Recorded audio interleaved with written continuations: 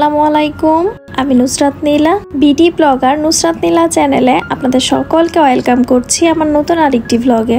বরাবরের মতো আপনাদের সকলের সুস্বাস্থ্য এবং দীর্ঘায়ু কামনায় শুরু করছি আমার আজকের ব্লগ। আজকের ভিডিওটা একদম ফ্রেশ জিনিস দিয়েই শুরু করলাম। বাবার বাড়ি থেকে অনেক কিছু পাঠিয়েছে, বেশিরভাগ জিনিসই ফ্রিজের। তো ফ্রিজের জিনিসগুলো তো ফ্রিজে গুছিয়ে রেখে দিয়েছি। ফ্রিজের বাইরে এই দুইটা জিনিসই ছিল, ভাবলাম আপনাদের সাথেও শেয়ার করি। আমাদের বাড়িতে এই ধনেপাতাগুলো লাগানো হয় আর মাশাআল্লাহ এত সুন্দরভাবে ফলন হয়। ঢাকায়ও কাঁচা বাজারে কিন্তু এই ধনেপাতাগুলো পাওয়া যায়, কিন্তু বাড়ির ধনেপাতাগুলোতে এত ঘ্রাণ থাকে আর পাতাগুলো এত বড় বড় আর চওড়া থাকে। তরকারি, ভর্তা, ভাজি যে কোনো কিছুতে দিলেই কিন্তু অনেক ভালো লাগে, টেস্ট আরও বেড়ে যায়। আর তাছাড়া এটা আমরা শুধু পেঁয়াজ আর মরিচ দিয়েও ভর্তা করে খাই, তো সেটা আপনাদেরকে আজকেই দেখিয়ে দিব। আর এখানে ছিল কিছু করমচা।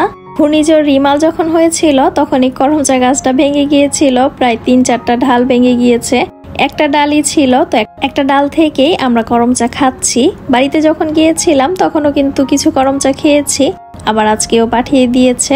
পাকা করমচা এমনিতে ভর্তা করে খাওয়া যায়, আর এই কাঁচাগুলো কিন্তু ছোট মাছ দিয়ে রান্না করে খাই। তো ফ্রিজের যে জিনিস দিয়েছে সেখানে দেশি মুরগি ছিল, ছোট মাছ ছিল। ছোট মাছ দিয়ে করমচা রান্না করে যেন খেতে পারি সেজন্য কিন্তু দিয়ে দিয়েছে। আর আমার ননাসও পাঠিয়েছিল গরুর খাঁটি দুধ। তাছাড়া আপুও কিন্তু অনেকগুলো ছোট মাছ দিয়েছে। যাই হোক, একদম ফ্রেশ ধনেপাতা দেখে আমার ননদ বলছিল, ভাবি এখনই ভর্তা করে খাবো। যেহেতু দুপুর টাইম ছিল, ভাবলাম ভর্তা ভাত খেতেই কিন্তু বেশি ভালো লাগবে। তো ননদ এদিকে ভর্তা করছে, এটা দেখে আমি আবার একটু ভিডিও ক্লিপ নিচ্ছিলাম। তেমন কিছুই না, পেঁয়াজ, মরিচ, লবণ আর বেশি করে ধনেপাতাটাকে একদম মিহি কুচি করে নিতে হবে। আমার ননদের হাতের ভর্তা তো অনেক ভালো হয়, এর আগেও কিন্তু ভিডিওতে আমি বলেছি। যে কোনো ভর্তা বানাতে গেলে ও অনেক যত্ন করে সুন্দরভাবে ভর্তাটা বানায়, আর টেস্টও কিন্তু আলহামদুলিল্লাহ বেশ ভালো হয়। তো ভর্তা বানাচ্ছিল, আর আমি বাড়ি থেকে যে ছোট মাছ পাঠিয়েছে আমি ভাবলাম ইনস্ট্যান্ট সেই মাছটাই রান্না করি, বেশি ভালো লাগবে। ছোট মাছ ফ্রিজে খুব বেশি দিন না রেখে যত তাজা রান্না করে খাওয়া যায় ততই ভালো লাগে। এই তো নদীর টাটকা ছোট মাছ, গাছের করমচা, বাগানের ফ্রেশ ধনেপাতা দিয়ে ছোট মাছ ভুনা করেছি। যেহেতু ছোট মাছ, একটু ধীরে সুস্থে সাবধানতার সাথেই কিন্তু নাড়াচাড়া করছিলাম যেন ভেঙে না যায়। একটা মাছও কিন্তু ভাঙেনি, আলহামদুলিল্লাহ এত বেশি টেস্ট হয়েছিল। যাই হোক, কয়েকদিন একটু ফ্রেশ জিনিস খেতে পারবো। বাড়ি থেকে দিয়েছে ছোট মাছ, তাছাড়া আমার ননাসও কিন্তু অনেকগুলো ছোট মাছ দিয়েছে। চুলা বন্ধ করে এখন প্লেটে তুলে নিচ্ছি। আজকে এগুলোই ছিল আমাদের দুপুরের খাবার। করমচা দিয়ে ছোট মাছ ভুনা, আর ছিল পেঁয়াজ মরিচ দিয়ে ধনেপাতা ভর্তা। আমাদের পরিচিত এক ভাইয়া বাড়িতে গিয়েছিল, তো আব্বু স্টেশনে এনে দিয়ে গিয়েছে জিনিসপত্রগুলো। অনেক বেশি বৃষ্টি ছিল, আমি বারবার না করছিলাম যে এখন কিছু দেওয়ার দরকার নেই। তারপরও বৃষ্টিতে ভিজে আব্বু নিজেই নাকি করমচা নিয়েছে গাছ থেকে। আম্মুর হেল্পিং হ্যান্ড যে আন্টি বাগান থেকে ধনেপাতা তুলেছে। এত বৃষ্টির মাঝেও জিনিসপত্রগুলো এনে আবারও স্টেশনে দিয়ে গিয়েছে, বারবার না করা সত্ত্বেও। আর এখানে ছিল আম্মুর হাতের বিফ। তো কোরবানির মাংস তো কাঁচা পাঠিয়েছে, এখানে অনেকগুলো বিফের তরকারি দিয়েছে।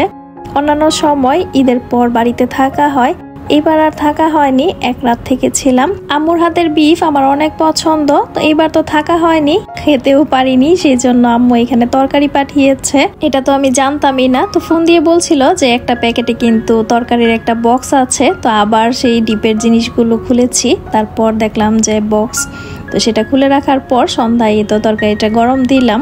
তরকারি গরম করছিলাম আর ভাবছিলাম যে মায়ের হাতের রান্না খেতে পারিনি বলে এই তো এতগুলো তরকারি পাঠিয়েছে। আবার অনেকগুলো কাঁচা মাছ মাংস দিয়েছে। আবার আব্বু সেগুলো বৃষ্টির মাঝে স্টেশনে এনে ট্রেনে উঠিয়ে দিয়ে গিয়েছে। যাই হোক, বাবা মা তো বাবা মাই, বাবা মায়ের মতো আপন পৃথিবীতে আর কেউ হয় না। আর মায়ের কথা সেটা বললে শেষ করা যাবে না। অনেকেই বলে যে মায়ের মতো, আসলে এই তুলনা করাটাই কিন্তু বোকামি। আমার কাছে এটা নেহাত বোকামি ছাড়া আর কোনো কিছুই মনে হয় না। রাতের জন্য তরকারি গরম, ভাত রান্না সবকিছু শেষ করে কিচেনটাকে ক্লিন করেছি। তারপর ছেলে এসেছে, সে নাকি নাস্তা খাবে, তাও আবার নিজে বানিয়ে খাবে। টুল নিয়ে এসে একদম দাঁড়িয়ে আছে। এই তো ওনার নাস্তা উনি নিজে বানিয়ে খাচ্ছে, আবার মাও পাশে থাকতে হবে। একটু পরপর বলছিল যে মা তুমি ধরো, তুমি রান্না করো, কিন্তু আবার সে নিজেও সরবে না। যাই হোক, ওকে নিয়েই কিন্তু এগুলো করছি। টুল নিয়ে এসে দাঁড়িয়ে আছে যে, সে আর সরছেই না। শুধু যে নাস্তা বানাচ্ছেন তা না, এই তো টুলের উপর কিন্তু দাঁড়িয়ে নাচানাচিও করছে। সে খুব মজা পাচ্ছে, এটা আমি বুঝতে পারছি। ওকে আর সরালাম না। পরোটা কিংবা ডিম যে কোনো একটা সকালে দিলে একটু একটু মুখে দেয়, কিন্তু আজকের এই সন্ধ্যাবেলায় যে নাস্তাও বানাচ্ছে এটার অল্প একটুও সে কিন্তু মুখে দেয়নি। পুরোটা কিন্তু আমারই খেতে হয়েছে। পরে নিজে একটু ঘাটাঘাটি করবে, নাড়াচাড়া করবে, সেজন্যই কিন্তু এসে দাঁড়িয়েছিল। তো শেষ পর্যন্ত নাস্তা বানিয়েছে, খাওয়া তো হয়নি। ইদানিং আমি যে কাজেই যাই না কেন সব কাজেই সে এগিয়ে আসবে, সে নিজে করবে। আর আমার 5 মিনিটের কাজ 15 মিনিট লাগে শেষ করতে। যাই হোক, কথা বলতে বলতে একদম ভিডিও শেষ প্রান্তে চলে এসেছি। আমার পরবর্তী নতুন আরেকটি ব্লগ দেখার আমন্ত্রণ জানিয়ে শেষ করছি আমার আজকের ব্লগ। আল্লাহ হাফেজ, আসসালামু আলাইকুম।